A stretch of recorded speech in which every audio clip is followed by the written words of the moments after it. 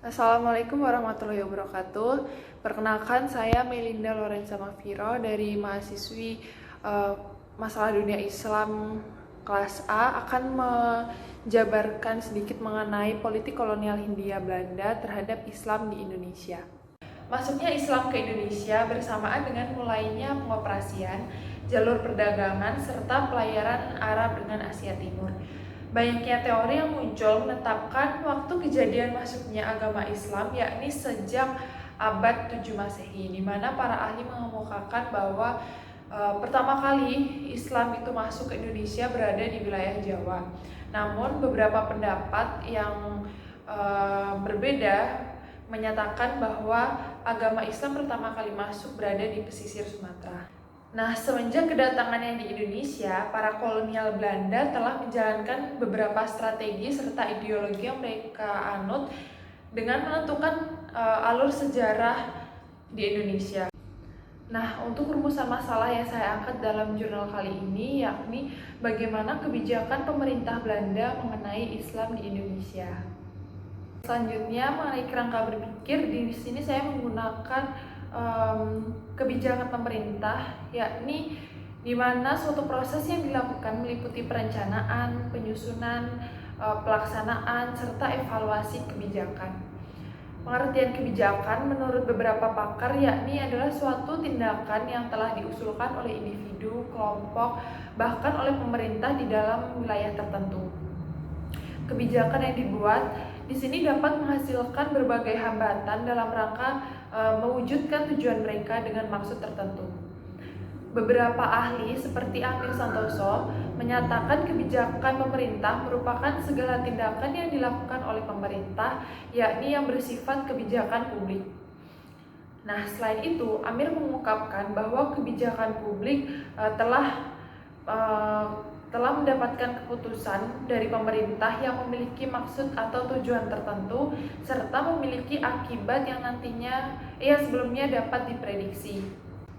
Pembahasan selanjutnya mengenai bangsa Belanda yang datang ke Indonesia menerima banyak sekali tantangan besar yang dapat menghalangi tercapainya tujuan politik mereka, yakni banyaknya penduduk yang telah memeluk agama Islam menjadi kekuatan politik tersendiri bagi Indonesia yang harus dihadapi dan dilalui oleh bangsa Belanda.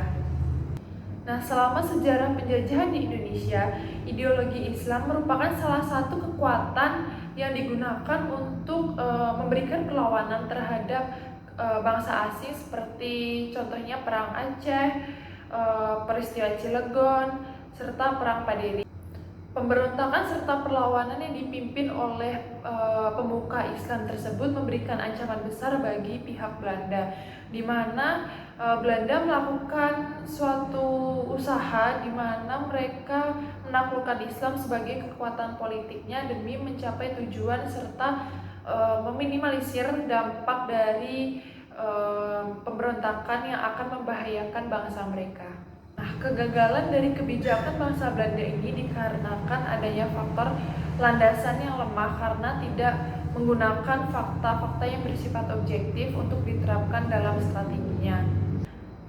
Setelah gagalnya kebijakan kristenisasi yang diterapkan oleh kolonial Belanda, datanglah seorang ahli yang bernama Snok Horje, di mana kehadiran Snok sendiri merubah tatanan kebijakan politik Belanda yang sejak awal tidak menggunakan fakta objektif, menggunakan fakta objektif. Analisa Snok mengenai Indonesia mampu merancang politik pemerintahannya. Dengan politik Islamnya, ia berhasil memahami serta menguasai bagaimana masyarakat di Indonesia yang mayoritas beragama Muslim. Nah, kehadiran Snok sendiri menjadikan hal baru untuk para penjajah Belanda dalam menanggapi Islam di Indonesia.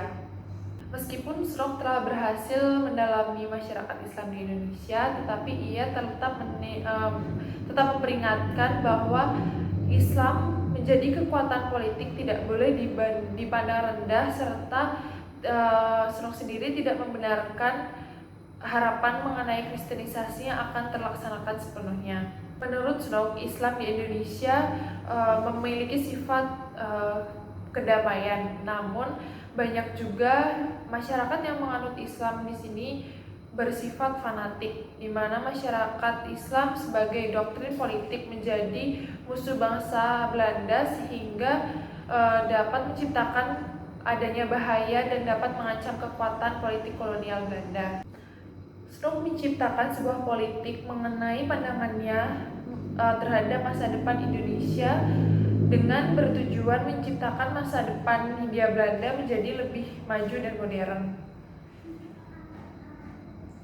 Gagasan Snow mengenai Indonesianisasi membuat para penjajah Belanda merasa mendapatkan dorongan untuk memiliki rasa tanggung jawab moral dalam hal meningkatkan derajat penduduk yang wilayahnya mereka jajah. Demi mewujudkan cita-cita bangsa Belanda, mereka mengikut sertakan kaum aristokrat dalam kehidupan sosial serta kebudayaan Barat, karena hal ini diharapkan para kaum aristokrat mampu menghubungkan antara pihak Barat yang berkuasa dengan yang dikuasai sehingga menimbulkan budaya bersama. Kesimpulan dari presentasi kali ini, sejak awal memang pemerintah kolonial Belanda bertujuan untuk melenyapkan Islam dari muka bumi Indonesia. Namun hal ini terhalang oleh Islam yang sejak awal memang perkembangannya sudah menjadi hal yang paling militan bagi kekuatan-kekuatan asing yang ingin menjajah serta menguasai Indonesia. Untuk itu, Belanda perlu menguasai seluk-beluk mengenai Islam khususnya yang berada di Indonesia agar dapat dengan mudah merumuskan strategi politiknya yang dapat menghadapi kekuatan Islam di Indonesia. Kedatangan Snow ke Indonesia telah mengukir lembaran baru untuk sejarah kolonial Belanda dengan konsepnya yang terkenal dengan split things theory, di mana suatu politik pemisahan antara agama dengan politik dalam Islam.